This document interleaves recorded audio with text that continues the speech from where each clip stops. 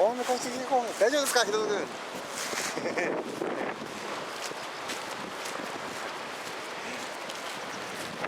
う大変です。すごいことになっています。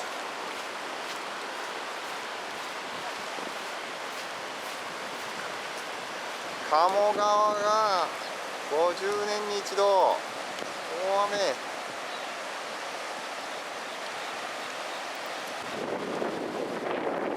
貴重な動画です。これが全国ニュースでも流れています。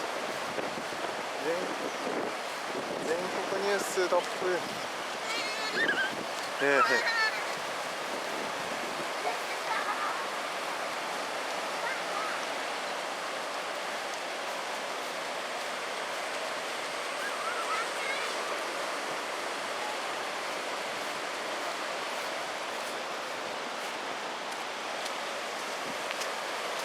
すごいみんな、自転車が多いな。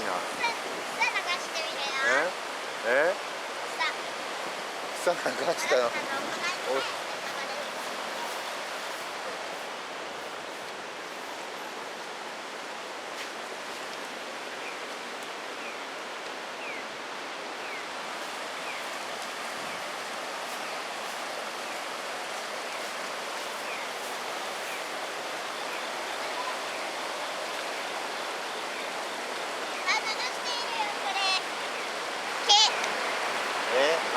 流しにさない。いくよ、これ。